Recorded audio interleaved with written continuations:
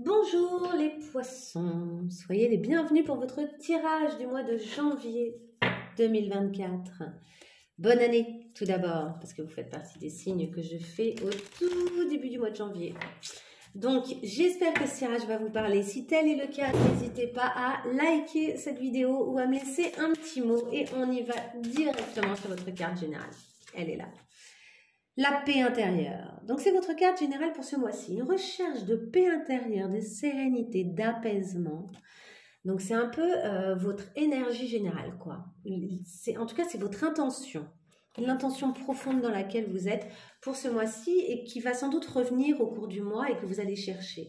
On est avec le chiffre 13, hein, c'est le chiffre de la mort quand même, donc de la transformation, de la fin de certaines choses et d'accepter aussi ce qui a bougé. Il y a cette idée-là.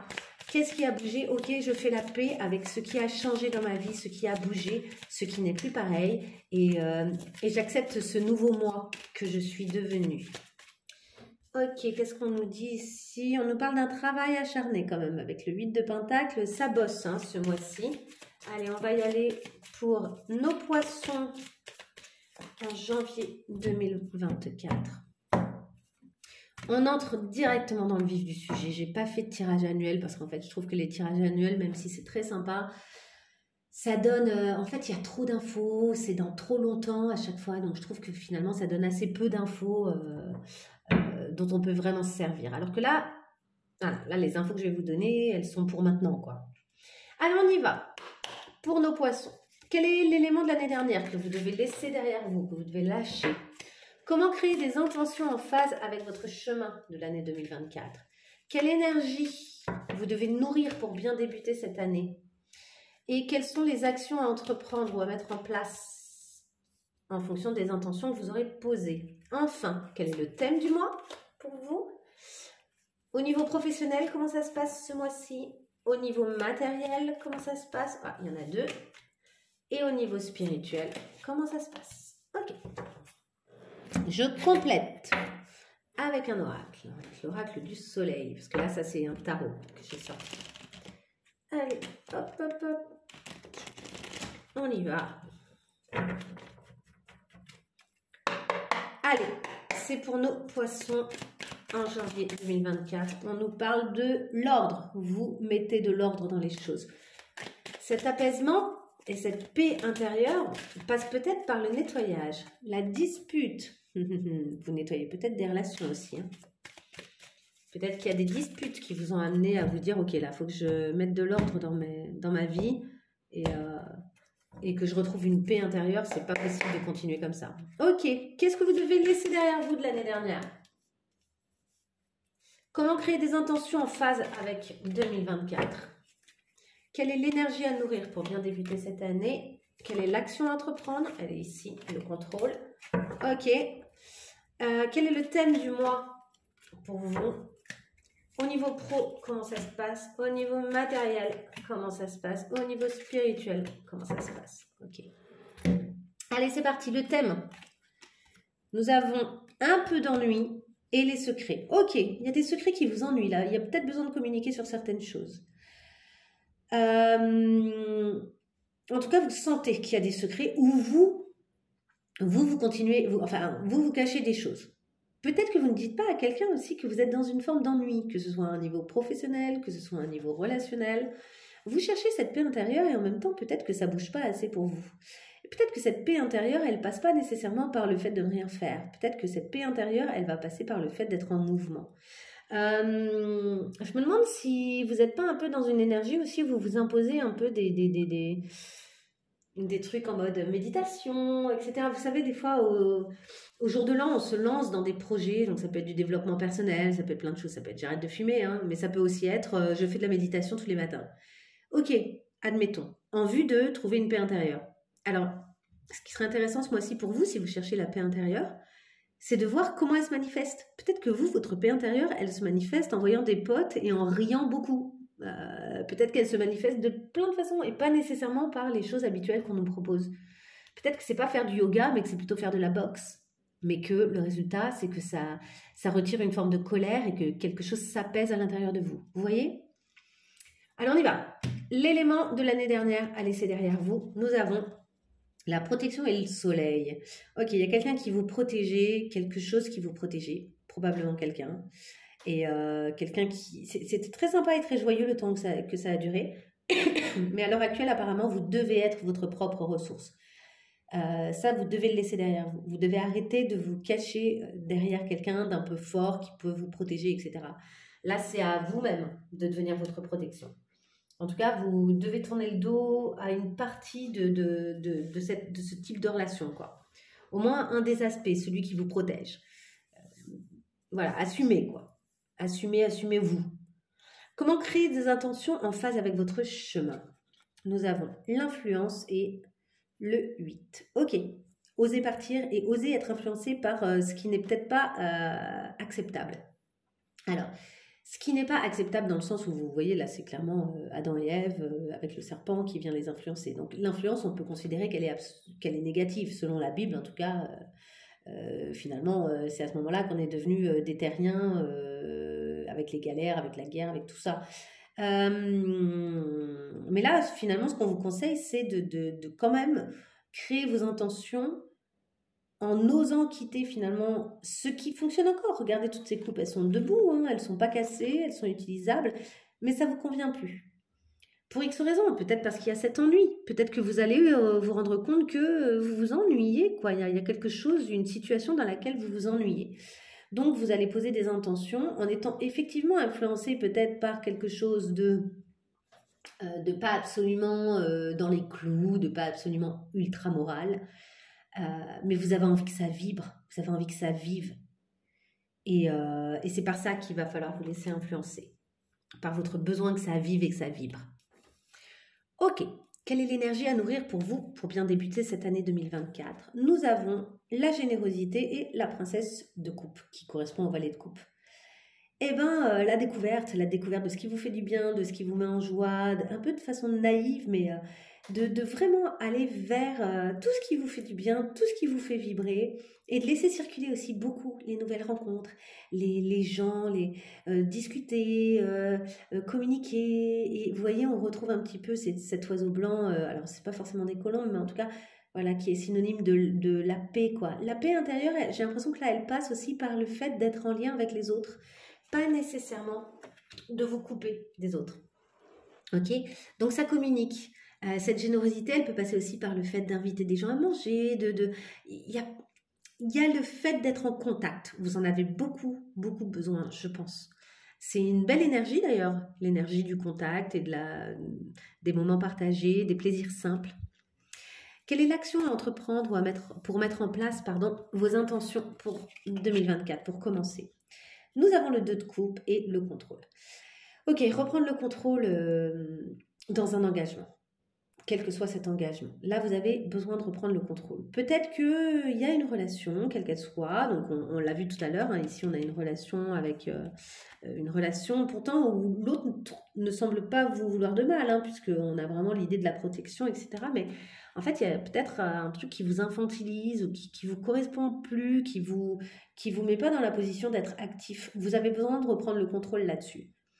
De sortir d'un lien aussi bienfaisant soit-il, qui ne vous nourrit plus vous, en fait. Qui vous correspond peut-être plus. Alors après, c'est pas nécessairement quitter la personne ou quitter un travail ou quitter un engagement. Ça peut aussi être vous dire,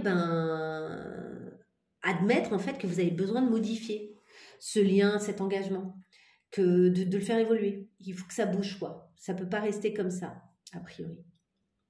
Ok, ensuite, au niveau professionnel, nous avons quoi au niveau pro? Bon, voilà, indépendance et la mort. Bon, c'est peut-être au niveau pro que ça se passe. Un désengagement, la fin de quelque chose, une transformation.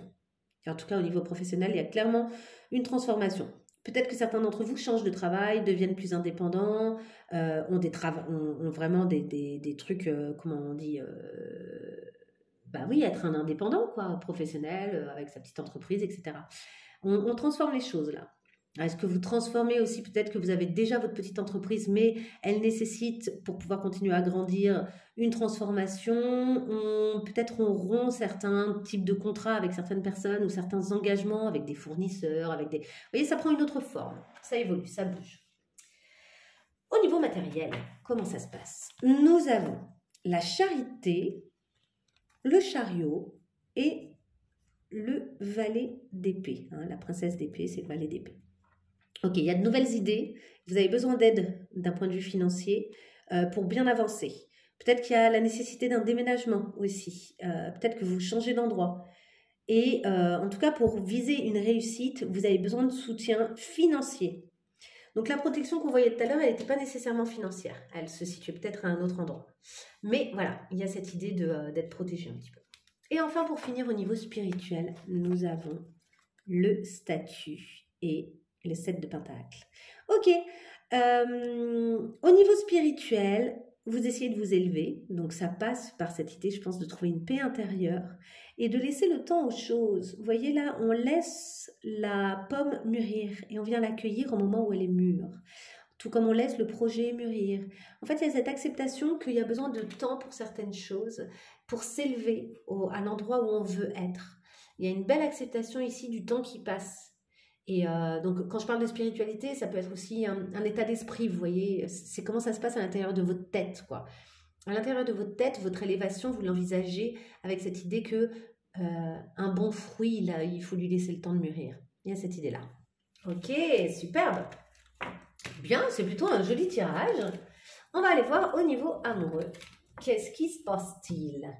Qu'est-ce qui se passe-t-il au niveau relationnel pour vous, les poissons? Alors, on va tirer 3 premières cartes. Ce sera pour les poissons, janvier 2024, pour avoir un aperçu de leur situation amoureuse. Ok. Il pourrait y avoir un petit peu des choses coquinettes, un peu sexy. Hein. Ici, on voit des fesses de femmes, les yeux fermés. On ne veut peut-être pas tout voir, on ne veut peut-être pas avouer, peut-être qu'on n'ouvre pas les yeux sur une situation. En tout cas, il y a l'air d'y avoir du sexe dans l'air. Une sexualité assez sympa, un peu... ou le besoin et l'envie de faire évoluer ça. Vous vous sentez peut-être coincé là, quand même dans un labyrinthe, parce qu'il y a de l'amour et que peut-être que pour certains, amour et sexualité, c'est opposé. C'est pas la même chose, quoi. On peut pas être et amoureux et avec quelque chose de charnellement très fort. Donc, d'où le fait qu'il y a ennui et qu'il y a des secrets, par exemple. Vous voyez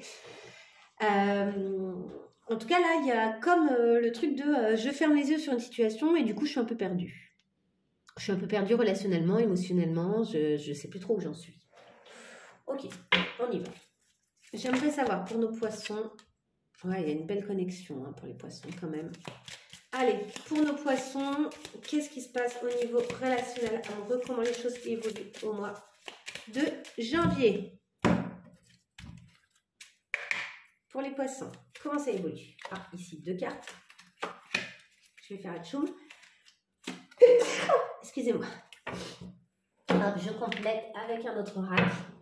Comment ça se passe pour nos poissons sur ce mois de janvier? Ah, ouais, il y a un joli lien, hein, avec un amour inconditionnel, beaucoup de je t'envoie un baiser, je t'aime fort, beaucoup de choses comme ça, toutes douces. Mais dites donc, vous en avez de la chance. Tout le monde ne peut pas en dire autant. Allez, on y va. Pour nos poissons, comment les choses évoluent lors de ce mois de janvier pour les poissons? Ok. Nous avons quoi? Youps. Alors, avoir la foi, l'amour vient, les surprises, l'invitation, les rencontres, une hésitation peut-être. En même temps, il y a une forme de patience et d'indépendance. On a déjà parlé d'indépendance avec vous hein, aujourd'hui. Donc, vraiment, il y a cette idée au tout début que vous êtes tout patient parce que vous vous dites, bon, d'abord que les choses vont advenir et vont se clarifier avec le temps, je pense. Et aussi que vous comprenez, vous laissez le temps, en fait, à votre état d'esprit pour comprendre qu'en fait, votre indépendance, elle devient absolument essentielle à prendre là. Et peut-être que vous ne le dites pas au début, hein, vu qu'il y a cette notion de secret, je pense qu'au début, vous ne dites pas. Vous prenez ce temps de réflexion pour être apaisé à l'intérieur de vous avec cette idée que ça doit évoluer, ça doit bouger. Ok, ça bouge comment ensuite? The Grim Reaper et la récurrence. Ok. Vous sentez que vous avez déjà vu ce type de situation, vous l'avez déjà traversé, ça vous saoule en fait, et vous vous dites, j'ai pas envie de redonner une deuxième chance en fait. Alors, à quelle situation, j'en sais rien, hein, à vous de voir, mais il est possible que vous décidiez de ne pas donner de deuxième chance à une situation parce que vous vous concentrez sur le fait de grandir vous, hein, de transformer votre vie, mais aussi parce que finalement, il y a un sentiment de déjà-vu, et ça fait un peu comme un drapeau rouge, quoi. C'est, je connais déjà ça, si j'y retourne finalement, il n'y a pas de raison que ça change. Il y a un peu cette idée, hein. Ok, comment ça continue à évoluer? Le chasseur et le chasseur. Non mais c'est incroyable ça, quand les cartes elles font ça. Ok, est-ce que c'est vous qui chassez quelqu'un ou est-ce qu'on vous chasse? J'aurais tendance à dire qu'on vous chasse. C'est-à-dire, je ne sais pas si vous connaissez le principe du chasseur et du runner. Alors, c'est le principe du chat et de la souris, quoi. Il y en a un qui fuit et puis il y a l'autre qui le suit. Et puis si à un moment la souris se retourne, souvent, celui qui chassait après la souris, donc le chat en fait, hein, il se retourne aussi, quoi. Il commence à devenir celui qui fuit. Et ici, peut-être que si vous prenez vos distances avec une personne, cette personne va se transformer un peu en chaser, c'est-à-dire quelqu'un qui aura une forme de dépendance affective, c'est possible. Et qui aura envie finalement de savoir de connaître vos faits et gestes. J'ai l'impression ici qu'il y a quelque chose de compliqué, c'est qu'en fait, ça manque de passion pour vous, ce que vous vivez, et que vous ne savez pas comment mettre de la passion dans quelque chose qui pourtant, où il y a quand même de l'amour, en fait. J'ai l'impression qu'il y a de ça. Et que vous préférez presque couper la relation, même s'il y a de l'amour, parce que finalement, cet amour, pardon, j'ai fait bouger le téléphone, finalement, cet amour, est-ce qu'il est amoureux? Ou est-ce que c'est un amour qui est beau, inconditionnel, mais peut-être fraternel, ou peut-être, vous voyez, peut-être que vous ne vous y retrouvez pas, là, et qu'il y a une forme d'ennui dans tout ça qui fait que vous avez envie de changer, de relation, de changer de personne. Ok, c'est une lecture possible, hein. N'hésitez pas à prendre comment les cartes vous parlent, parce que peut-être qu'elles vous parlent très différemment. On va prendre une dernière carte, ce sera la carte conseil. Alors, comme je vous l'ai dit, n'hésitez pas à liker cette vidéo ou à me laisser un petit mot si ça vous a parlé, hein. Ça me permet aussi de voir votre lecture des cartes, c'est intéressant aussi, hein. Et on y va. Est-ce qu'on peut avoir une carte conseil pour nos poissons pour ce mois de janvier 2024? Une seule carte conseil. Oula, là, il y en a beaucoup trop. Il y en a eu 4 ou 5. Une. Ah, là, elle est là. Entertain. Bon, amusez-vous, quoi. Amusez-vous et amusez la galerie d'une certaine manière. C'est le spectacle. L'entertainment, c'est le fait de donner du plaisir. On vous dit de faire des choses qui vont créer vraiment de la joie, hein, enjoyment, vous voyez, vous enjoyer, je sais pas comment dire, vous mettre en joie, quoi. Donc de vraiment vous tourner vers les choses, de dire stop à certaines choses et de vous ouvrir à des choses qui vous amusent plus, en fait. Donc finalement, ça revient à dire ce que je disais avant au niveau relationnel. On vous dit de lire un vrai bon bouquin qui vous amuse vraiment. Ou de faire de la color, bon, je sais pas, ou de parler à un ami, voilà. Mais de vraiment faire vivre des bons moments, en fait, qui soient vraiment colorés, dans le sens où il faut qu'il y ait de la couleur dans votre vie, quoi. Je pense que les nuances de gris, là, ça vous saoule, vous en avez marre, vous avez envie que ce soit rouge comme les beaux coquelicots qu'on peut voir là, vous voyez. Et on vous dit, est-ce que ça marche? Is it work? Don't do it right now. Ne le faites pas maintenant. Alors, je ne sais pas trop ce que ça peut vouloir dire. Voyez comment ça résonne pour vous. Est-ce que ça marche? Ne le faites pas maintenant. En gros, peut-être qu'il y a des choses qui fonctionnent vers lesquelles vous n'avez pourtant pas à aller à l'heure actuelle. C'est peut-être pas les choses qui sont faites pour vous, même si elles fonctionnent. Peut-être qu'il y a des choses à différer pour le moment. Et c'est marrant, vraiment ce secret-là, les secrets du début, ils ressortent pour moi.